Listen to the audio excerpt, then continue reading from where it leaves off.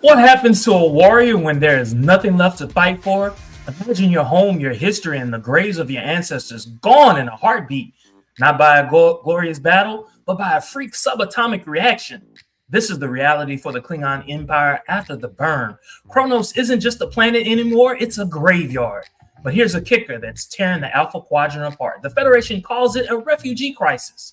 The Klingons, they call it extinction. Today, we're breaking down Vox and Excelso. We're looking at the cargo carrier incident, a tragedy that has left thousands of Klingon families in a state of ambiguous loss. No bodies to bury, no honor to reclaim, just silence. Does the Federation have the moral right to force a rescue on a culture that would literally rather die than be managed by a bureaucracy? Or is Starfleet's empathy actually a form of soft imperialism? Grab your blood wine. This is going to get uncomfortable. Let's talk about the fall of Kronos. Hell yeah. Today's title. Vox and Excelso. That does not roll off the tongue very easy. I have really got to start studying this dead language of Latin because there's so much. There's so much. So basically this means a voice from on high, calling you to your purpose or what have you. And we go down the wormhole or rabbit hole, if you will, of who Jaden actually is. So yes, Vox and Excelso. Okay. All right. So after the burn, so basically I do, are you familiar with the burn, which is something that we learned from Star Trek Discovery? Are you familiar with the burn? So no, I've heard it repeated. And I should have gone on Star Trek Waikiki. but because it keeps coming up. It is a theme. It keeps coming up. You laughing. Hey, that's my way of doing crash course, especially when I go down my Game of Thrones rabbit holes. Yeah, so no, I'm not familiar with the burn. All right. Basically the burn, I want you to think about it like this. These electromagnetic pulses that stop things from working. Are you familiar? Okay. So I want you to think about that, but this is happening in space. So it stopped ships from flying in space. So think of the burn as that, right? So how does this total loss of a home world, I'm talking about the Klingons, change the Klingon identity based on what you saw in that particular episode? So what I got from that, and to make it concise, is Klingon or die. If you are going to strip me away from, what makes me Klingon, I don't want it. I don't need your help. We don't need saving. Mind your business, even if that means our extinction. We would rather be extinct than to allow you to basically give us some sort of handout. And so that is what I got from that. Klingon or die. Don't meddle. And I saw it come out of Jaden once he finally got himself together with the debate and everything, how he expressed himself like, hey, you are not Klingon. These are Klingon problems. Mind your business. 100%. All right. So a heavy cargo carrier crashed en route to a refugee center, leaving family statuses unconfirmed. How does this specific tragedy, heighten the tension in the asylum debate? Ooh, so first of all, the doctor was trying hard to get them to stray away from that topic altogether because this is not something that happened in the past. This is something that's happening in the now, and it directly affects one of our students. And so, whereas we see Jaden already kind of struggling with his stage fright and all of that, this hits literally not close to home. This hits home. And so, I love the way that despite his uncomfortability, he wanted to address it, because who better to speak on a Klingon problem and crisis than me? And I don't care that it's uncomfortable, because why else does this type of platform exist if we can't speak about it? So I'm glad that they went there. I do this. Well, this is one thing. I didn't write this down as a question, but how did you examine the interplay between Jaden and Mir, and how Jaden and God dog, what's the other guy's name? The Illyrian. How did you examine their interrelationship in terms of how they reacted or interacted with Jaden as it related to that particular situation? So I think I love how it was juxtaposed because on the one hand you have that friend, no, I'm gonna put it right in your face. Let's rip the band-aid off. I'm gonna push you. And then you have that other friend that's really soft and like, hey, let's work through it. So I loved seeing both sides of the coin because both were necessary. Jaden was outside of himself. This is a real thing. I could have lost I could be the last of my kind, so to speak.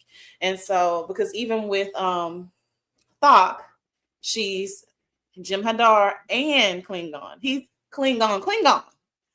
So, at any rate, I love how both friends, in essence, wanted to show up for him and support him in his time of crises, but the way in which they approached it was very different, but very necessary. So it was kind of like almost kind of like a little sexual undertone with him and the Kionian to me, but maybe that's just me. It was a little homoerotic, It wasn't just you. It wasn't just you. I'm like, is this happening? Like, okay, all right, hey, but help me work it out. Help me work it out. Yes, help me work it out. Yes. Okay. The Klingons are currently facing near extinction. Does this give the Federation a moral right to intervene, even if it's unwanted? Listen, they were throwing around codes, statutes, and everything in this debate, which I loved because, my goodness, I love a good debate. Love a good debate. But to answer your question, I really think that this was not Starfleet's battle if they didn't want it. You cannot force yourself. And so those are the things that we deal with in this great grand actual world of us, not in space or in outer space or whatever, just right here on good old planet Earth. The same types of things, to aid or not to aid. If they don't want to be bothered, leave them alone. Let them figure it out. You overstep it. So you just mentioned all of these codes and legal battles. I have a question about that. All right. So the debate cited legal precedents like Section 2387 and Code 2398. Can a legal code ever truly resolve a clash of cultures? I'm going to say you're going to always run into a problem. You can put a penal code to whatever you want to, but these are human beings. These are, well, not human beings. These are beings, sentience or whatever. They have their own things going on. So you can attach a code to it all you want, but this is the code that you developed in your culture, what's normed for you. And so that could completely go against whatever the other species has in place. And so, no, I don't think that's something that can work, especially when you're dealing with the Klingons. I'm just, what?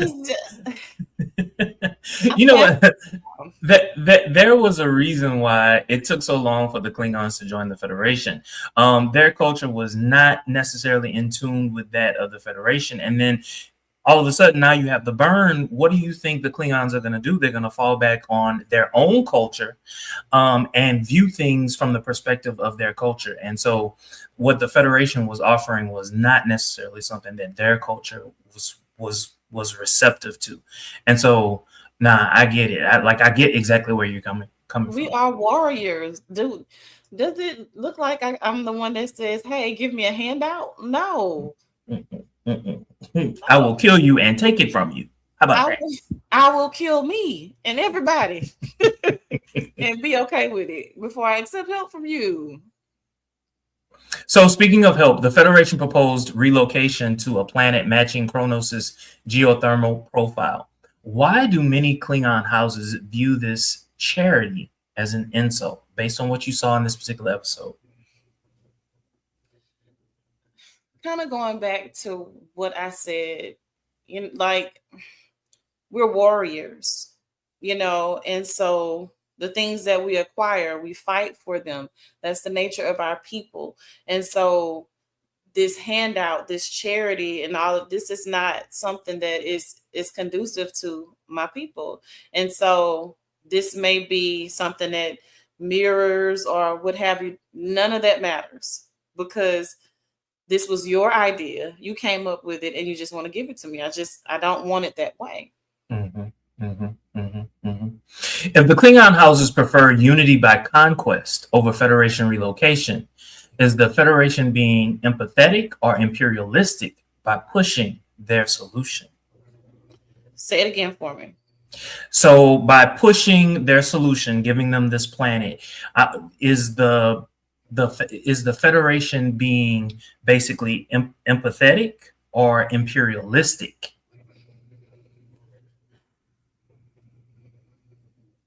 I feel like it can be a little bit of both. I really feel like it could be a little bit of both. Ultimately, I loved how things worked out. And I think it could be a little bit of both, because in essence, there's still this complex there. It just is. Like, we're the Federation, our ways are better. Like, there's still an undertone of imperialism there. Yeah. I think what the Federation was attempting to do was empathetic, however, not realizing the reality of the situation for the Klingons. What's his guy? The guy that the Chancellor knew personally. He basically told her, "This is not who we are. You can't just give us this." But it was wonderful to see Jaden play a part in this particular episode by basically saying, no, we gonna handle this like Klingons handle it. And then he told them what needed to happen. And then the Federation, hearing and understanding all of those different points of view, they were like, okay, all right. So at the end of the day, the Federation arrived at not perfect, but close to perfect solution. But it took all of that. It took all of these different people basically saying the same thing over and over and over again. This is how it has to be. And I appreciated it, because I was one of the main people screaming as it pertains to Jaden. When is your Klingon gonna show up? I don't want to see a passive Klingon. I don't want to see that. This is bothering me. I don't like it. Like, I get it. I get your personal quest. I appreciated this episode because we learned so much more about him and why it's kind of wired he is the way he is. Right. But he Klingoned in this episode. He did. For me, he did. And so this was Jaden's episode. I loved it and appreciated it. He Klingoned in philosophy, not necessarily in prowess. Yes. Yes. I get it. So, speaking of Jaden, we see a single Klingon cadet in Starfleet facing secrecy due to the risk of dishonor. What are the psychological effects of having to hide one's heritage in order to serve? Ooh, say that one more time. So, what are the psychological effects of having to hide one's heritage in order to serve, and in this case, the Federation? So, my goodness, I don't even know how you function, because you can't wear your emotions on your sleeve, one, because you're a Klingon. Let's just start there. But you're also, in essence, still pretty much a kid. And so I don't know how you're able to function. So mentally, like, I don't know. I don't know how you even handled it. I think he handled himself quite well. I will say that. But that has to be hard, for lack of better words. What what struck me was him thinking that he had dishonored his family. But it wasn't until like the end of the episode that we realized, no, it was his family that set him free. Yes. And that was like the heartwarming part of it. Him just feeling like he was ostracized. That was like the hard part. But knowing, no, he actually had the blessing of his family. It was like, oh.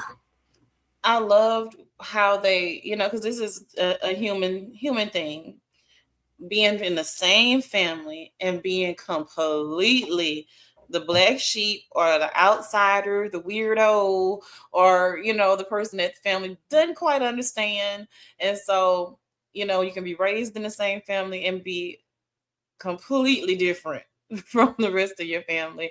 And so I empathized with him there, because it was just like, I don't want to have bloodlust and war and do all of that. I want to study. I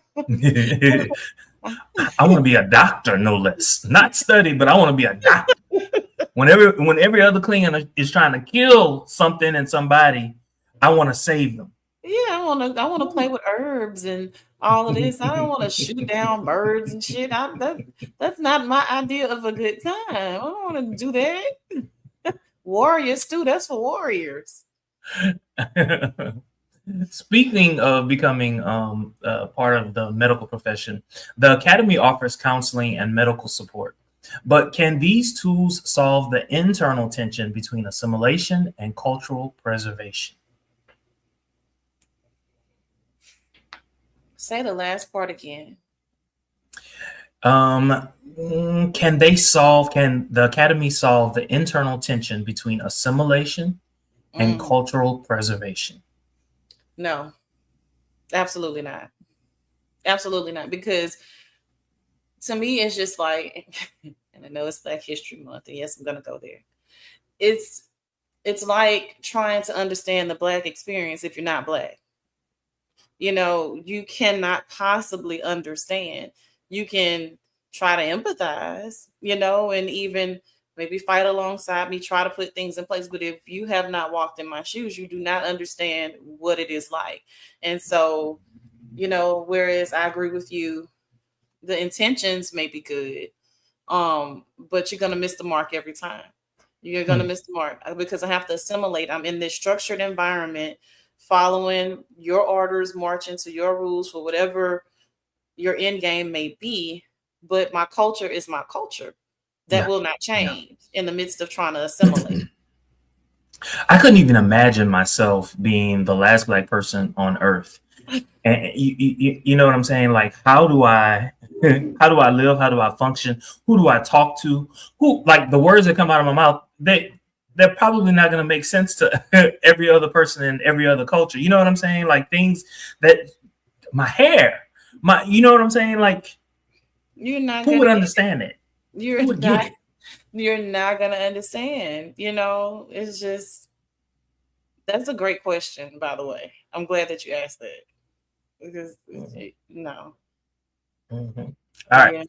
I'll give you some counseling for being Black. I'm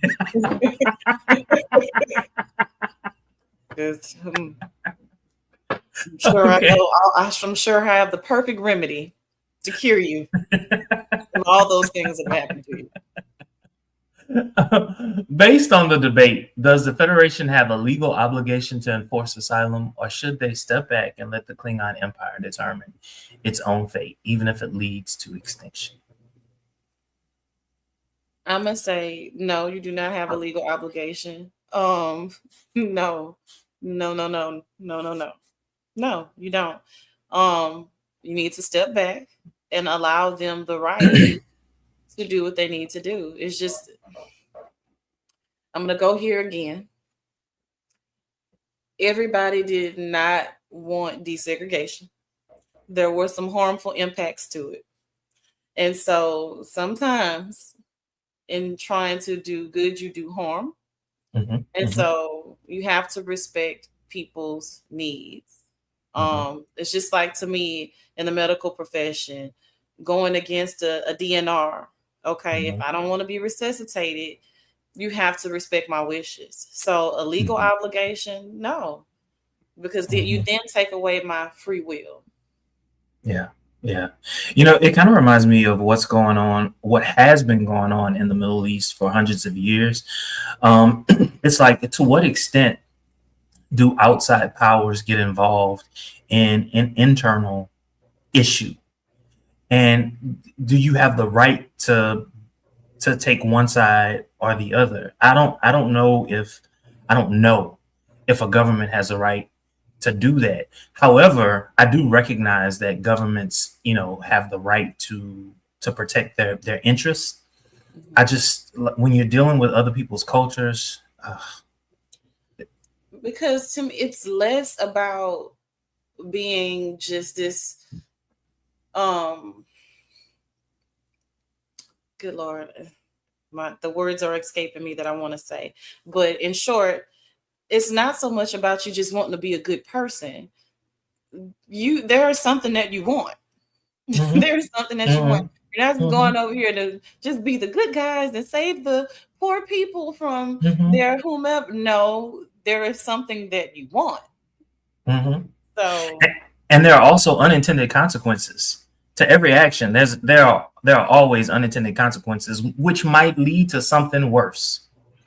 Indeed. Oh well. Oh yeah. Final question to you.